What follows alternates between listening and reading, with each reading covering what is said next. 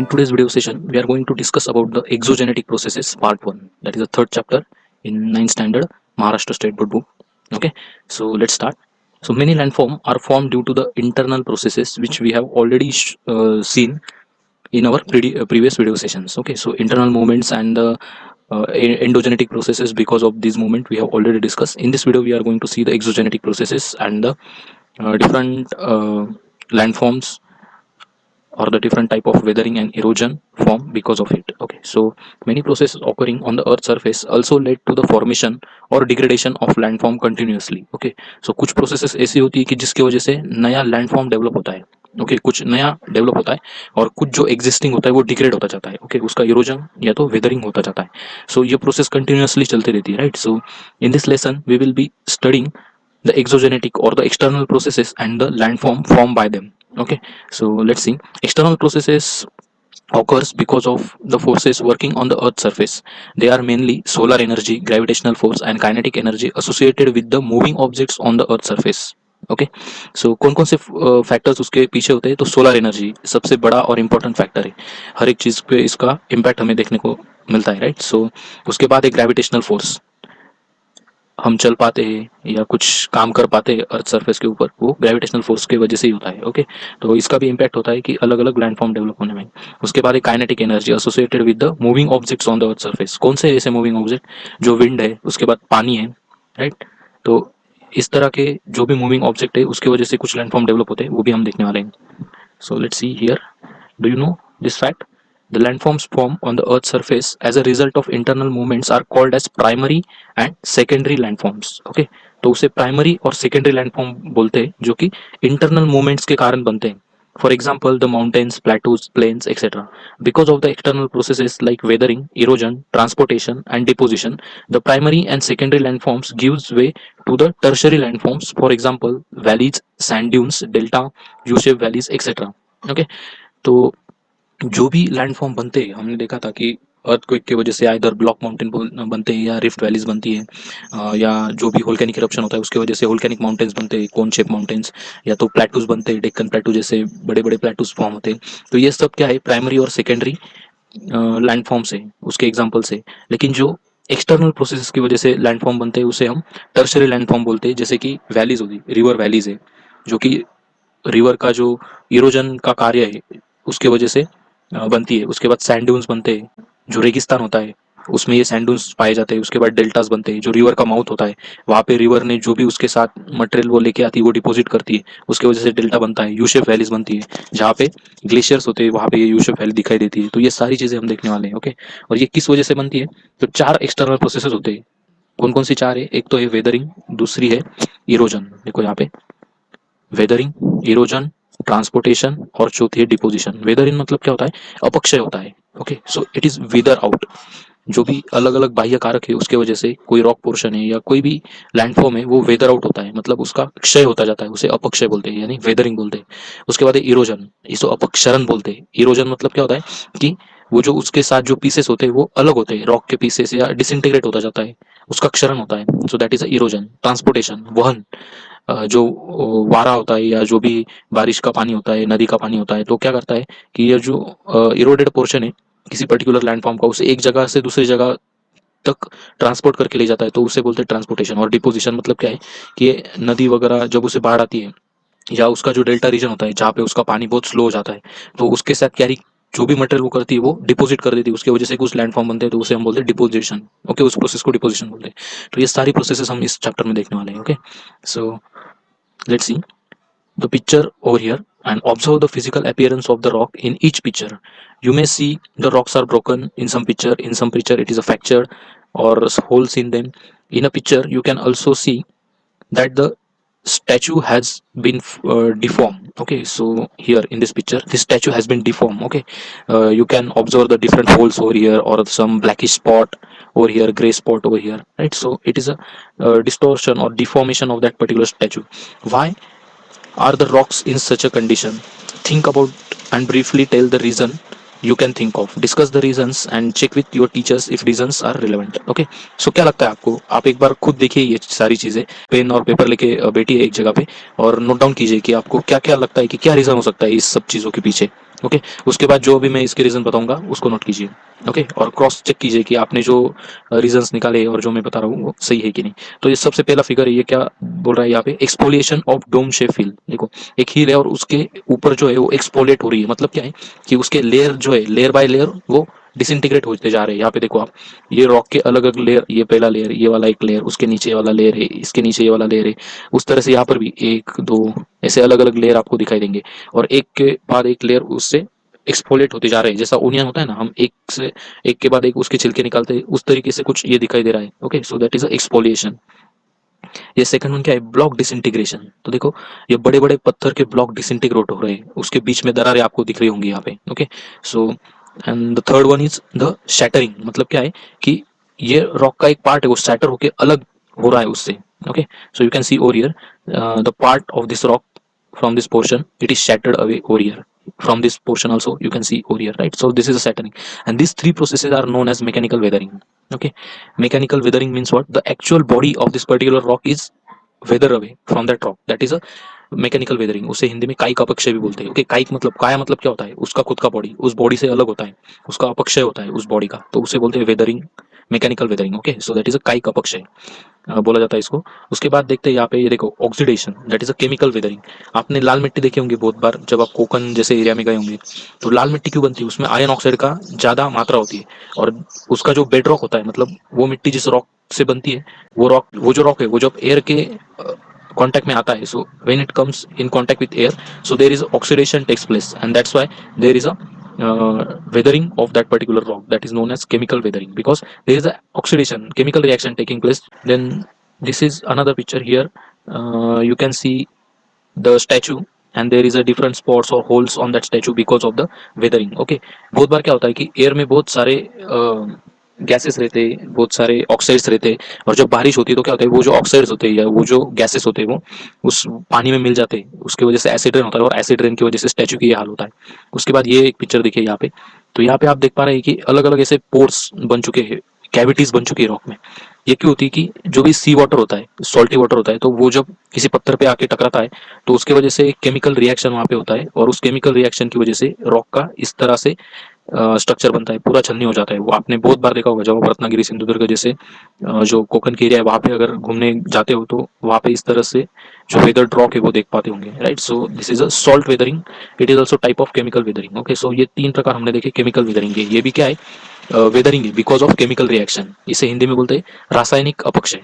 Okay, सो ध्यान में रखो ये। उसके बाद है ये बायोलॉजिकल वेदरिंग, जिसे जैविक अपक्षय भी बोला जाता है, क्योंकि अलग अलग प्राणी जो होते हैं, कीटक होते हैं, पेड़ पौधे होते हैं, उसके वजह से अगर किसी लैंडफॉर्म का क्षय हो रहा है, तो उसे हम बायोलॉजिकल वेदरिंग या जैविक अपक्षय बोलते हैं। तो देखिए, ये चींटी होती है, उसके जैसे अलग अलग बहुत सारे इंसेक्ट होते हैं जो ऐसे बिल बनाते हैं, या राइट, उनके घोंसले ऐसे बनाते हैं जमीन के नीचे। उसके बाद बहुत बड़े बड़े पेड़ होते हैं, रॉक को डिसइंटीग्रेट करके उसको काट के अपना रास्ता बनाते हैं, राइट, उसके जो रूट्स होते हैं वो जमीन की तरफ जाते हैं। तो इस तरह के जो भी वेदरिंग प्रोसेस होती है उसे बोलते हैं biological weathering. So we have discuss all this pictures, the reasons behind the weathering of this rocks or the landforms shown in these pictures, right? So let's see the geographical explanation in depth over here. So breaking or weakening of rocks is a natural phenomenon. It is known as weathering. Weathering can be of three types: mechanical weathering or physical weathering, then chemical weathering, and third one is a biological weathering.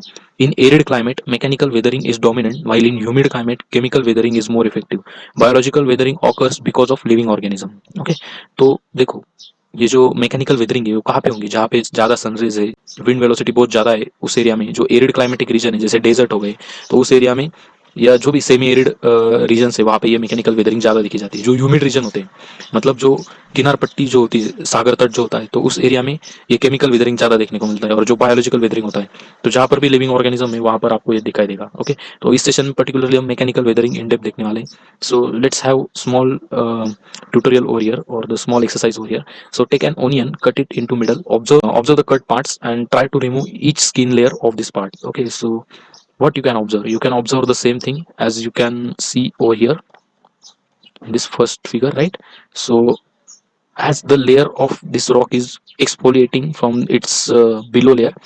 Okay, so in the same manner the onion cross section you can able to observe. Okay, and you can able to remove the each skin layer of that onion from the another one, right? So that exercise tells us the condition is similar to the exfoliation. Okay, so let's see the geographical explanation.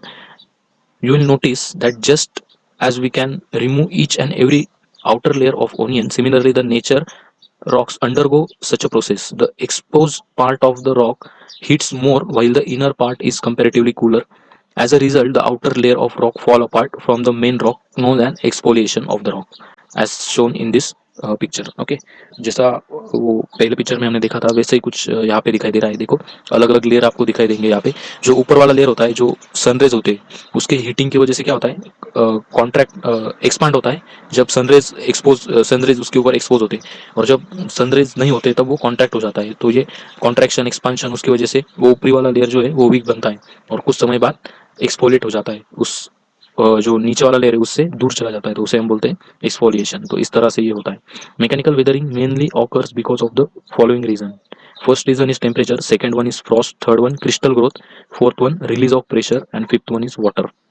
So these five agents are mainly responsible for mechanical weathering of landform. So let's see the first one, temperature. The minerals in the rock expand because of heat and contract when temperature decreases. Due to such a continuous contracting and expanding, tension develop in the rock particles. Each mineral react differently to the temperature.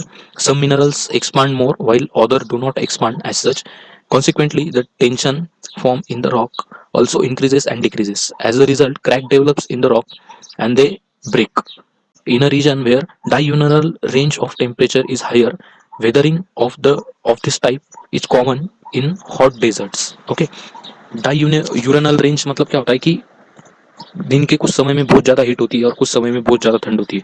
तो ऐसे area में इस तरह का weathering process हमें देखने को मिलता है. तो डेजर्ट एरिया में पर्टिकुलरली टेम्परेचर हाई होता है जब दिन होता है तब, और जब रात हो जाती है तो वहाँ पे बहुत ज़्यादा ठंड होती है, राइट. सो उसके वजह से क्या होता है, एक्सफोलिएशन जैसी वेदरिंग प्रोसेस वहाँ पे ज़्यादा देखने को मिलती है. The next one is Frost. You know that volume of the water increases when it freezes.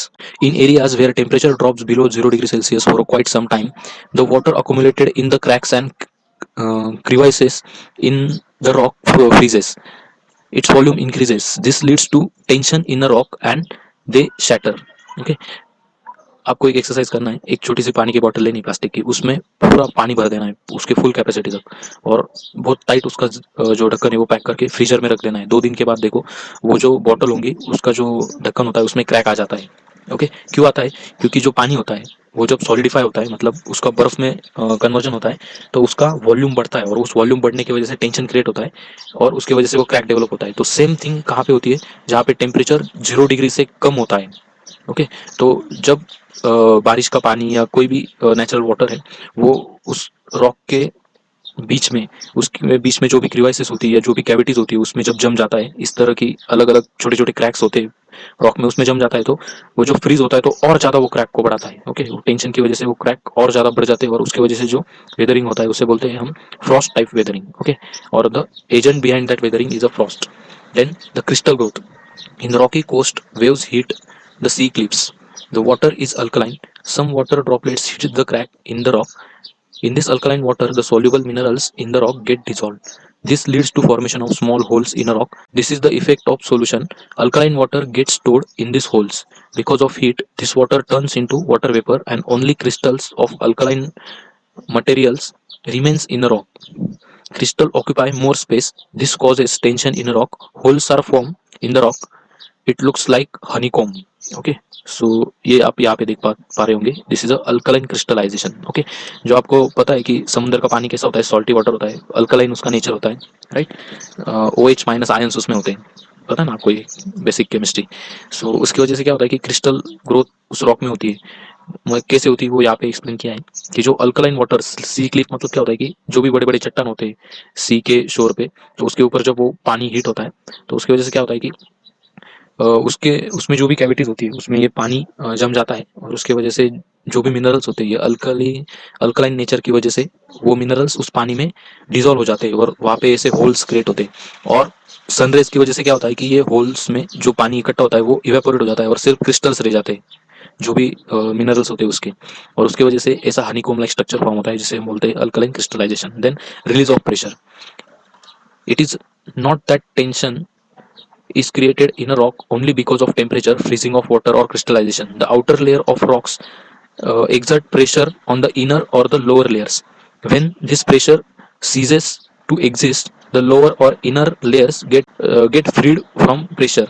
This also leads to weathering. So ये भी एक रीज़न होता है कि जो प्रेशर होता है किसी भी रॉक के लेयर का एक दूसरे पे, उसके वजह से अगर वो रॉक वो प्रेशर रिलीज करता है तो जो उसका आउटर पार्ट होता है वो उससे रिलीज हो जाता है या टूट जाता है, तो उससे भी वो एक एजेंट है जो कि इस तरह की वेदरिंग के लिए रिस्पॉन्सिबल होता है। और the last one is water. Some areas experience more rainfall than others. In such areas, soaking of rock water also causes weathering of some rock like sandstone, conglomerate. These rocks are formed because of a pressure on agglomeration of sand particles. Mud also makes sand particles come together. When water penetrates such rocks, the particles get loose and separate from main rock. This is known as granular weathering. इस तरह से देखो आप यहाँ पे देख सकते हैं। Okay, sometimes both the temperature and water are responsible for weathering. Difference in temperature cause contraction and expansion, widening the joints or the cracks of the rock. Water accumulates in such a wide joints and big blocks of rock separate from each other. This is known as block disintegration. Okay, जो हमने पहले second figure देखी थी उसमें ये block disintegration दिखाया गया है और ये ग्रैनुलर वेदरिंग भी यहाँ पे एक्सप्लेन की है। तो बेसिकली क्या है ये, जो भी सैंडस्टोन होता है या कॉग्लोमरेट मतलब क्या होता है कि जो भी रिवर डिपॉजिट होते हैं, रिवर के डिपॉजिट्स होते हैं, देखो फ्लड प्लेन बनते हैं और एक के ऊपर एक जैसे लेयर जम जाते हैं, तो ऊपर वाले जो लेयर होते हैं मड के नीचे वाले लेयर पे प्रेशर एक्सर्ट करते हैं और उसके वजह से एक कॉग्लोमरेट बनते हैं। ओके, तो ये कॉग्लोमरेट क्या होते हैं कि एक कॉम्पैक्ट सैंड पार्टिकल्स होते हैं। जब वाटर की वजह से इस तरह के कॉग्लोमरेट उसके जो पार्टिकल्स है वो एक दूसरे से उसका जो बॉन्डिंग होता है वो लूज हो जाता है और वो सेपरेट हो जाते हैं मेन रॉक से, तो उसे हम ग्रैनुलर वेदरिंग बोलते हैं। ओके, और ये जो सैंडस्टोन होता है ये सॉफ्ट रॉक होता है। सॉफ्ट रॉक होने की वजह से जब पानी का उसके साथ संबंध आता है तो उसके जो ग्रेन्स है वो अलग हो जाते हैं रॉक से, तो उसे हम ग्रैनुलर वेदरिंग बोलते हैं। ओके, सो उसके एक पाउडर लाइक फॉर्म आपको दिखाई देगी सैंडस्टोन अगर होता है तो। ओके, इसलिए बहुत सारे मंदिर होते हैं वो सैंडस्टोन से बनाए जाते हैं क्योंकि वो सॉफ्ट रॉक होता है। It is a very easy to carve out some sculpture from that sandstone. Okay, so in this way we have seen the mechanical weathering, the different processes which comes under mechanical weathering, the main 5 agents which are responsible for mechanical weathering, named as temperature, frost, crystal growth, release of pressure, and water. Okay, so just go through all these things once again. If you have any doubt, do comment in comment section. Do like the session, share with your friends, and subscribe our YouTube channel so you will get the notification of upcoming video lessons. Okay, so thank you friend.